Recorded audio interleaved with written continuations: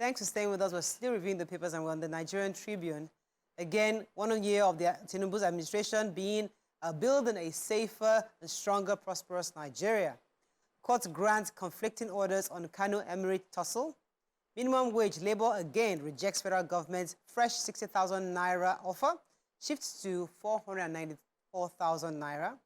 Ondo 2024, Jimo Ibrahim withdraws suit against Ayedatiwa, APC and INEC. And Marine Blue Economy Ministry raised revenue generation by 92% in 9 months, says Oyetola. Which story? So, Jimo Ibrahim has withdrawn the suit he filed against the that was challenging the outcome of the APC primary that held in Ondo State, where he lost.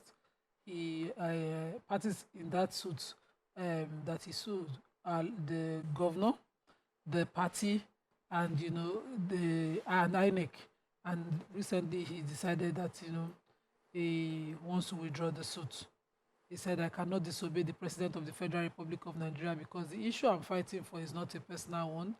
It's simply to improve internal democracy, to which the President has promised improvement. My respect for the President is absolute. Let me use this opportunity to thank Mr. President for the words of wisdom and encouragement during my meeting with him, which lasted over an hour, and his various interactions with me on the telephone during which he also emphasized that his commitment to internal democracy over and over again." He says this is after the president. He also used the opportunity to say that he is in total support of the Ayedatiwa's ticket. Okay. I have 3.7 million budget padding allegation. Remember, the Senate has finally recalled Ningi from suspension. So they said he had spent 2 months and 16 days outside the National Assembly, and he's been recalled. That's Senator Abdul Ningi. If we remember, he had accused or alleged that 3.7 that there was budget padding. He said that 3.7 trillion out of the 28.7 trillion could not be traced to any projects. The Senate, of course, met with him, and he could not give facts, to what he had alleged. And so because of that, he was suspended for 3 months, and then he was also told that if he were to apologize, he would be asked to come back. Although this report says there's no evidence that he gave the apology, but an apology was given on his behalf. The minority leadership of the Senate said he took responsibility, so he gave an apology on his behalf. And after a closed-door meeting, he's been asked to come back. Okay. So I have the Labour story. Nigerian Labour Congress and the Trade Union Congress of Nigeria again walked out of the new minimum wage negotiation meeting on Tuesday after the government and organized private sector added 3,000 naira to their initial offer of 57,000 naira. So Labour, they are saying that they are not serious with negotiations in the first place, that after they offered the 57,000 naira, that they walked out and called them unserious. They called them back, and now they are just adding 3,000 naira. Labour is saying that no, that they have to reach at least, they should have to at least make an offer of 100,000 naira to them.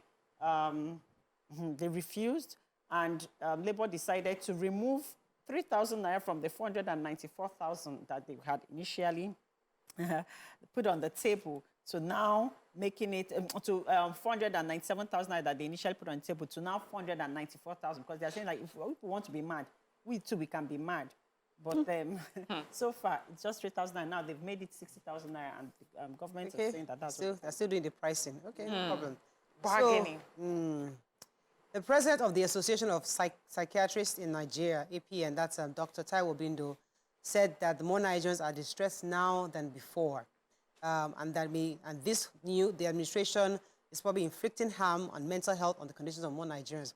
He gave this assertion in an interview with NAN on Tuesday in Lagos, while reacting to the president's 1 year in office. He was saying specifically that an average Nigerian is disposed to more pressure and distress now than before. He called for the intensified efforts of the federal government to release people of these pressures in order to safeguard mental health of its citizens. I agree a bit, because since Band A, I have been under a lot of stress, quite distressed. I'm total. In fact, I sleep in heat just because I don't want to turn the air conditioner. There's only one AC room on in my house, my children's AC. And she was not sneezing this one. I said, "You're sneezing. You're the only one that has AC in this house. What are you sneezing for? Are you okay? Stop sneezing." Anyways, let me just move on. I'm distressed. Oh my goodness. Guardian. Opposition loyalist speaker over Tinubu's performance and outlook. Another strike looms as Labour rejects federal government 60,000 naira minimum wage offer. Where is President Tinubu's renewed hope agenda? That's an editorial on The Guardian. Over 4,400 persons killed, 4,300 abducted under Tinubu's reports. And Kano royal crisis gets messier as courts issue conflict orders. I know we've taken most of the stories on the front page, so let's take a few stories inside The Guardian. Let me quickly take, I have two in The Guardian. So the Minister for Works, David Umahi, yesterday, stage workout. I'm so used to thinking it's Fashola. In fact, He's a Minister of Works. It was like a tip for your mouth, it keeps happening to me. But to get used to So he walked out on journalists that were covering the activities of his ministry yesterday in Abuja. So these journalists had been called and they had been waiting for 50 minutes. Wow. And so the minister walks in, the national anthem was taken. It seemed like things were about to kickstart. And then suddenly, minister stand up. He came in at 2:50 p.m. Then he recited the national anthem and the pledge was taken. And then suddenly he looked at them and said, there's no press here now. This press conference cannot hold. When there's, it should not be held again. Why? You people should come back. When the press is ready, we will come back. This What does that mean? Who was sitting? Who was Thank you. I'm going to read the people that were there. Okay. Then he ordered his PAMSEC and directors to follow him, and all of them said this press is non-existent. The invited press were the Nation newspaper, the Guardian, they were there, the Guardian newspaper, Vanguard newspaper, Blueprint, Arise TV, Channels TV, NT, amongst others. Okay. So maybe because we were not there. Yeah. Who is the we? Because thank God they did not write TVC there. Okay. Because it would have broken my heart that the minister walked out on. But he walked out on journalists. I think this ministry is seriously under pressure right now. But I don't see why it's no excuse. We need to find out from he walked out without an explanation, without an apology. An explanation. They are constitutionally recognized and they are empowered to be in that room to ask questions. They were invited. Yeah. He upon his request. Are these names I called? Are they not enough? I mean, so I think he's the minister who is on. That's what we're saying. We're waiting for him. They are there because they're empowered by the constitution to ask questions, to give information to Nigerians. So he shouldn't have walked out. We'll find out what happened. Okay, so I have story.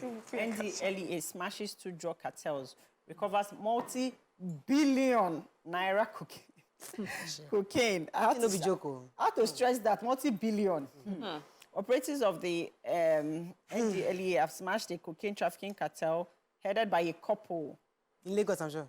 Yes, Bolanle Dauda and Olayinka Dauda in Lagos and Ogun states. The spokesperson for the agency, Mr. Femi, Baba Femi, who confirmed this yesterday, said the multi-billion naira illicit drug was recovered in 2 major operations following the arrest of the kingpin and his queen. Really? Queen Pin. The duo was arrested on Saturday, May 25th by operatives, the operative units, on their way, and then in conjunction and with support with the Drug Enforcement Administration of the United States at Ibiye along the Lagos-Badagry Expressway as they attempted to cross the border and deliver the consignment in Ghana. He also said that when they arrested them, 42 blocks of Class A, high quality, Class A drug weighing 47.5 kg were found on them. Yes, according to him, a swift follow-up operation in their residence at Ogun State led to an additional blocks of same drug weighing 10 kg being seized from them. Also, people that are part of their organization were caught with 790 ampoules of dangerous opioids weighing 5.7. Yes, and they said that this is 100 times more potent than heroin currently. So they caught like 3 other people that within that same organization in Idumota markets, different markets where they operate. Rockefeller Foundation is urging Nigeria and other African countries not to back out of the school feeding programs.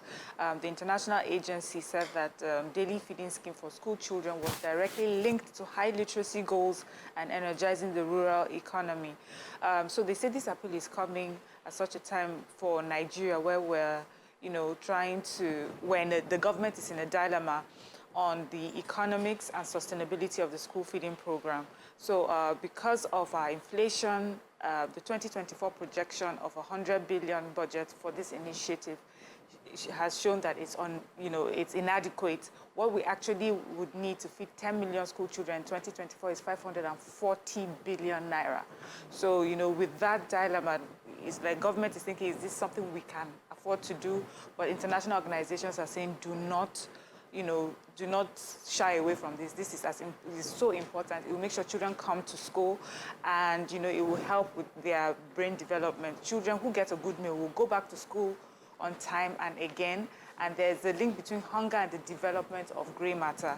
Anyways, this is just, we also have the president of the African, the AFDB, and he also stressed the importance of, this initiative. Take a final story here. So our Governor Sanwo-Olu was speaking yesterday at the opening session of the two-day justice reform. He was there with the Chief Judge of Lagos State, Justice Kazeem Alogba, who had raised concern about the plight of magistrates and judges grappling with poor working conditions and inadequate welfare. It has become a great cause of concern, and they need to, it's causing the ineffective justice delivery they've been experiencing. And the governor did say that he highlighted the strides the state has taken so far to support the sector, and also acknowledged there's more for government to do to help the sector, that specifically that Judiciary was crucial to making Lagos State an internationally financial center, a destination for investment, and haven for international investment worldwide. Okay, that is all we can take on Front Page Review this morning. When we come back, we'll bring in our sponsor segment with Rollard Properties. Stay with us. We'll be right back.